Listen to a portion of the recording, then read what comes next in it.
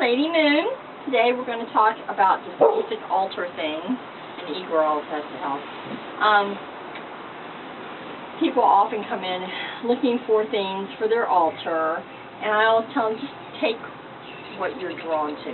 Wait, things will come to you over time. For me, my actual altar is this trunk. My dad got that for me when we were in England in the 70s, so it's like 73, 74, 75. It was my hope chest, because little girls had those then. But it's now my altar, and it looks like it because it's old. So, basic things for your altar, statues. We have different things up here because this altar is in the front of our shop, and it is, people can throw a coin in there and then get a candle or light some incense if they want to do a prayer, a magic, a spell, whatever they need to call it, to put their energy here because they love the feel of the shop. We keep it meditative, we keep it magical, and so we have a little bit extra on the candle department.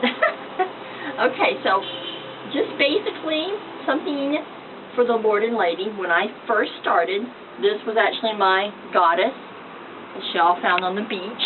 And a friend of mine gave me a deer antler that she found in the woods, and that was my statues. Over the years, I've received so many statues, and these are just some up here. Our corn maiden, who I love her, she's really good for the harvest. We have Ganesh over there because she is the obstacle, gets rid of them. The obstacle smasher, perhaps. We have the god and goddess here on their pentacle, one of my favorites. My children brought me the drummer when they were on their honeymoon in Pan, and these are just some of the things. I still have other things downstairs, so in my private, but for our public one, this is what we have. Well, something for incense.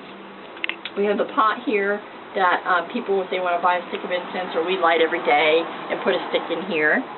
I always have like a ton of cauldrons, so if you want to put your charcoal in there when you're doing magic, not use a stick or a cone, which is what I prefer. A loose incense for me, you blend it yourself, and if you don't, you get it from a nice witch that does. And it's just so potent because it's oily, it's herbs, for me it's magical and it's more specific most of the time. Doesn't mean that stick and cone are not good, but there you go. Candle holders, obviously we light candles when we do magic. Little candle holders, ones for votives. I also have the ones for tapers, whatever that you like. Directing energy. That's one thing that people ask me all the time. What do I get?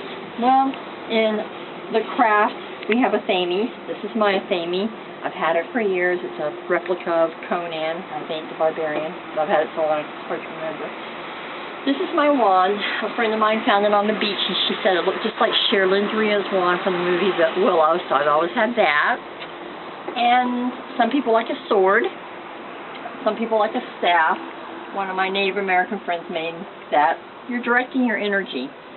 And you can use your finger if you need to get started. But over the years, things will come to you. And that's what I'm saying. I just didn't go out and buy all this stuff because, trust me, I couldn't do that. But if you let Goddess just send things to you, it'll come.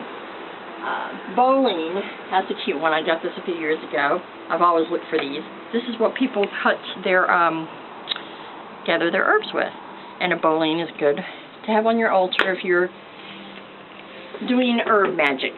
That's a good one. Other things, people have chalices. We have those. We have, for their ceremony, they have bells. I have a big gong. Again, this is our public one, so I don't have all my personal things up here. Start small. Start little. Start with what's in your heart. And you'll never go wrong. Okay? Basic altar things are magical.